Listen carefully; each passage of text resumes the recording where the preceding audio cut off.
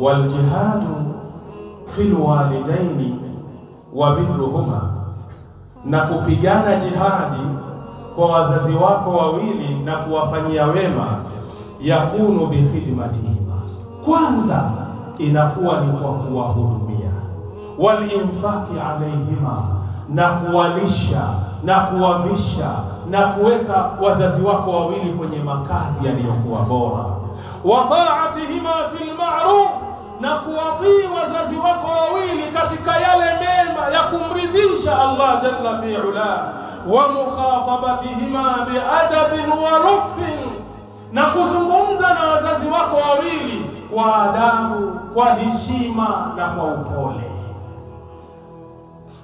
wa ihsani suhbatihima, na kuishi nao kwa wema wazazi wako wawili, wa qada'i hawaijihima, na kutekeleza haja zao ambazo wanazihitaji kwao kama wewe mtoto wao. Faqada'uha muqaddamun ala qada'i hawaijil abna'i wazawjati wal asdiqa, kuwatekelezea haja wazazi wawili zinatangulizwa kwanza kuliko kumtekelezea haja yake mkeo, wanao na marafiki zako. Leo ni wangapi tuna wazazi wawili wamelala njaa, wanakuvutia simu, kijana wetu leo hatuna kitu, tunalala njaa, tuokoe wazazi wako.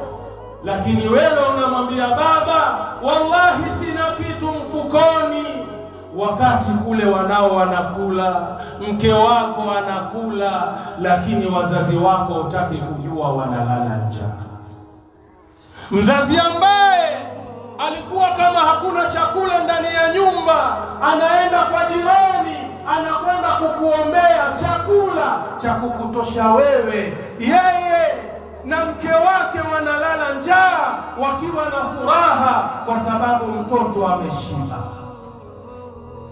Lakini swali liko hapa, je, sasa hivi mimi na wewe tunapambana wazazi wetu wasilale njaa? Tunapambana wazazi wetu wasikose furaha? Tunapambana kupata radhi za wazazi wawili? Kwa sababu katika hali ya uzee na utu uzima, hapa ndipo panapatikaniwa ihsan, na hapa ndio kuna mlango wa pepo. Ndugu zangu katika imani, imma yablughanna indaka alkibara ahaduhuma au kilahuma fala taqul lahuma uffi wala tanharhuma. Angalia, Allah ili jambo amelihusisha katika uzee. Wote wawili au mmoja wanapofika kwenye hali ya utu uzima, usijaribu kuwaambia wazazi wako neno dogo la kuwaudhi au kuwatolea ukali na kuwakemea wazazi wawili. Ni wangapi tumewapiga wazazi wetu?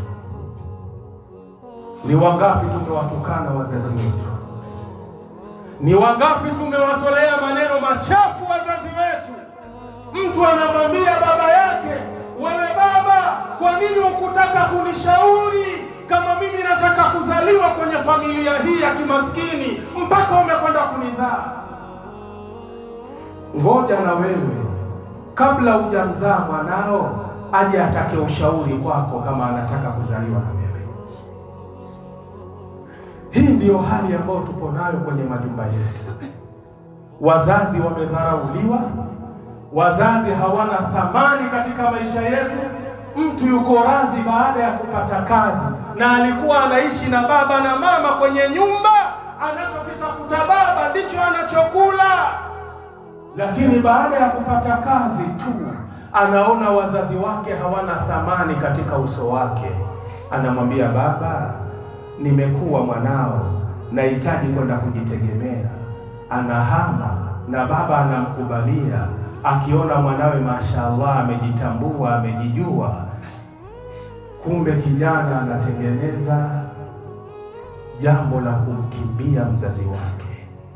Kijana anatengeneza jambo la kuwatenga wazazi wake, kwa sababu akiwa na kazi ndani ya nyumba atakuwa hana upenyo wa kutokea. Mzazi leo amekosa, mwanangu we, leo mambo yangu mabaya, vipi uko, asemaje? Kama kipo itabidi afanye nini? Awajibike. Lakini ikiwa yuko mbali na yeye, ndio pale akimpigia simu anamwambia baba sina chochote, lakini mfukoni anayasema hayo yuko na 10,000. Subhanallah. Ndugu zangu katika imani, swala yako unayoiswali, kama hakuna jambo la kuwafanyia wema wazazi wawili, wewe jihesabu anta finnar, wewe ni motoni tu. Swala yako unayoiswali, kama una uwezo huangalia na kuwahudumia wazazi wako wawili, anta finnar, wewe motoni. Haya si yangu, ni ya nani? Ni ya Mtume Muhammad sallallahu alayhi wasallam, aliposema watu watatu hawaingii wapi? Peponi. Wa kwanza akamtaja ni yupi? Yule ambaye atakuwa ni mwenye kuteta na kugombana na wazazi wake wawili.